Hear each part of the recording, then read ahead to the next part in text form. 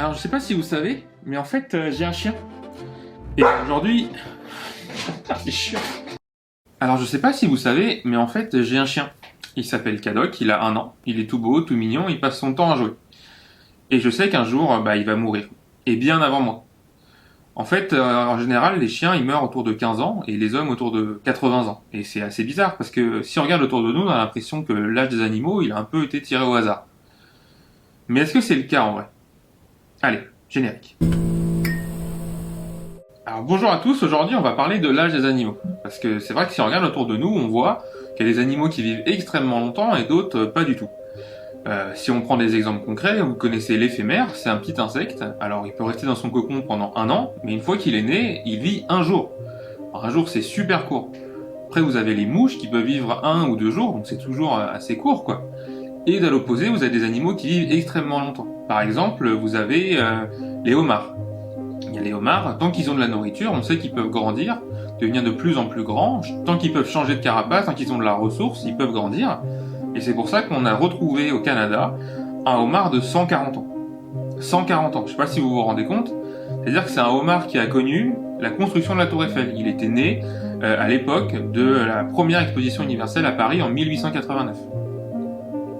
Ensuite, encore plus vieux, on a les tortues géantes. Les tortues géantes, il y en a qui vivent jusqu'à 240 ans. 240 ans, c'est-à-dire qu'ils étaient là pendant la Révolution française, en 1789. Et encore plus loin, il y a le requin du Groenland. Alors le requin du Groenland, on a trouvé un qui avait 400 ans. 400 ans, ça veut dire que le requin était vivant pendant le règne de Louis XIII et pendant les débuts de la construction du château de Versailles.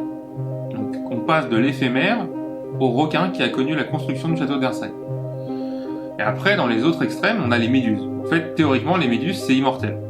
Alors pourquoi? C'est parce qu'en fait, dans leur cycle de vie, elles vont changer de forme. Elles vont être à un moment flottantes, comme on a l'habitude de les voir, et à un moment, une partie d'elle va se détacher, et elle va se fixer au sol, et reproduire d'autres méduses. Et donc, sans se reproduire, elle va avoir différentes formes de vie, et s'éparpiller dans les océans. Donc théoriquement, les méduses, c'est immortel. Alors d'où ça vient que les animaux, ils ont des durées de vie aussi différentes?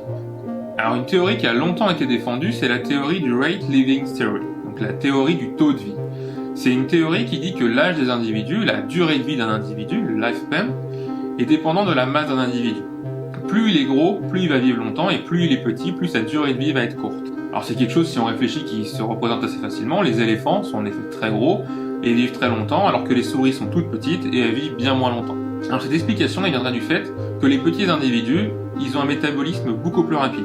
Ils doivent souvent trouver de la nourriture, ils doivent souvent aller chercher d'autres choses à manger, et ils ont plus de chances de créer des problèmes, donc à trouver de la nourriture pas bonne, et ils métabolisent beaucoup plus rapidement, et donc ils ont beaucoup plus de chances de créer un cancer et de créer des maladies qui les font mourir très tôt. L'autre explication, c'est que les individus les plus petits, ils ont plus de chances de trouver un prédateur plus gros qu'eux. Un éléphant, il y a très peu de prédateurs. Donc quand on est plus gros, on métabolise plus lentement, on a moins de chances d'avoir une maladie, et on a moins de prédateurs, donc on vit beaucoup plus longtemps. Et toc, remonte ton slibard, l'otard. Mais en fait, non. Il y a une étude qui a été faite en 2019 par l'équipe de Stark, rien à voir avec Iron Man. Moi, je suis Iron Man. Qui a montré que si on regarde d'un point de vue général, sur plusieurs espèces, sur un grand nombre d'individus différents, que ce soit des reptiles, des poissons, des mammifères, en fait ça marche pas. Ça marche que pour les reptiles, et encore pas tous. Et la tendance, elle ne fonctionne pas sur les animaux à part entière. Donc c'est quelque chose, si on regarde comme ça rapidement, on pourrait penser que ça marche, mais les études scientifiques, elles nous montrent qu'en fait non, c'est pas la masse des individus qui détermine leur âge. Mais alors si c'est pas ça, c'est quoi?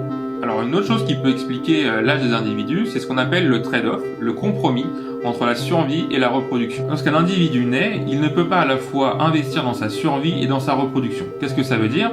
C'est qu'il peut pas à la fois prendre toute sa nourriture et l'investir dans le fait de grandir, de devenir très vite très grand, et à la fois dans le fait de se reproduire vite. Donc ce qui fait qu'on a des individus qui vont d'abord investir beaucoup dans la croissance, dans le fait de survivre, et d'autres qui vont d'abord investir dans ce fait de se reproduire. Si on veut prendre des exemples, l'éléphant, il va naître et il va d'abord investir beaucoup dans la croissance. Et jusqu'à l'âge de 10 ans, il ne peut pas se reproduire. Et lorsqu'il a l'âge de 10 ans et qu'il a la masse suffisante, il se reproduit. Et après, il peut vivre très longtemps. À l'opposé, on va avoir la souris, qui vont pas du tout investir dans la survie, qui vont plutôt investir dans la reproduction. À bout de 40 jours, une souris peut déjà avoir une nouvelle portée. Et c'est pour ça qu'elles vivent que 1 ou 2 ans. Donc ce compromis entre la survie et la reproduction, il va influencer la durée de vie. Si vous savez que vous n'allez pas vivre longtemps, et ben les individus ils vont vite se reproduire et investir toute leur énergie dans la reproduction très rapidement. Et donc ces stratégies, le compromis entre la survie et la reproduction, ça va influencer le nombre de petits qu'on va produire. Bah oui, si vous vivez longtemps, vous allez prendre votre temps de produire un jeune à la fois et de vous en occuper bien pour qu'il survive. Si on prend les éléphants, encore une fois, ils se reproduisent très tard et une fois qu'ils se reproduisent, ils donnent 1 ou 2 petits maximum et ils s'en occupent pendant de nombreuses années pour être sûr qu'ils survivent et qu'ils puissent à leur tour propager leurs gènes.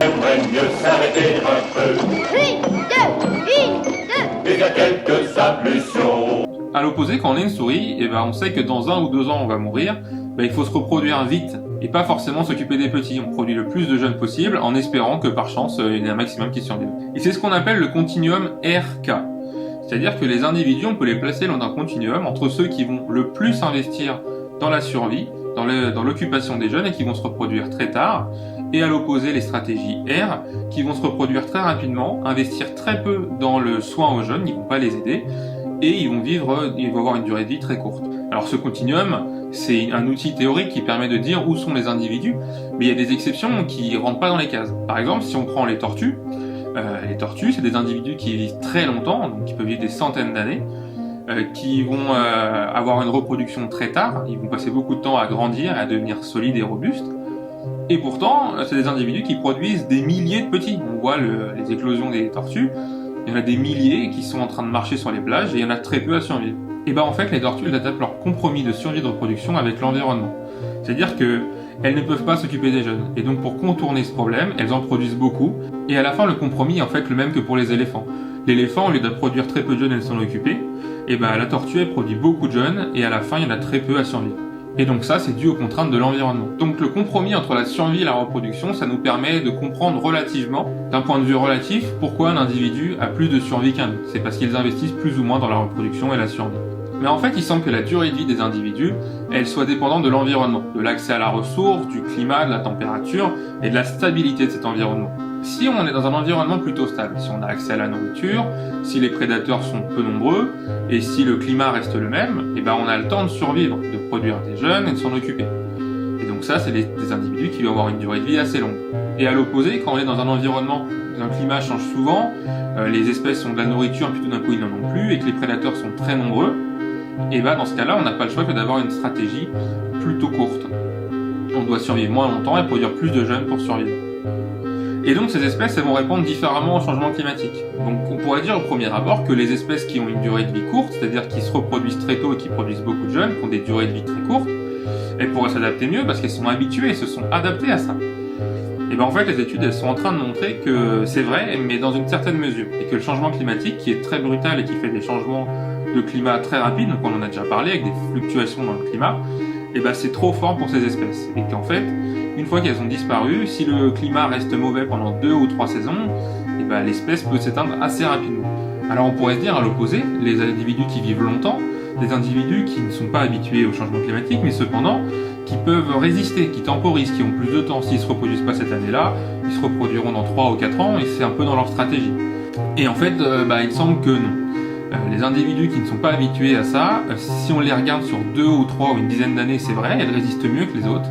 Mais il y a des premières études qui semblent montrer que si on regarde à de plus longues échelles, elles tombent autant que les autres. Donc tout ça pour dire que mon chien, je vais lui faire des câlins et profiter des 14 prochaines années. Alors merci d'avoir regardé la vidéo, j'espère qu'elle vous aura plu. Donc ouais, la chaîne évolue un peu, on a du nouveau matériel, on se la pète, on fait le youtubeur. Si ça vous a plu, n'hésitez pas à liker et à commenter, à dire si vous avez aimé ou pas, et n'hésitez pas à la partager surtout. Alors je sais que ça fait un peu forceur, mais en fait on n'est pas beaucoup, et l'algorithme YouTube il aide pas les gens qui commencent. Donc n'hésitez pas à la partager sur YouTube, sur Facebook, sur Instagram.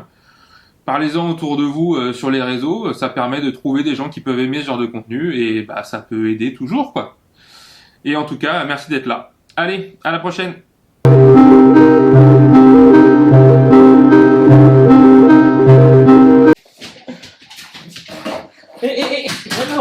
Maintenant, on casse pas.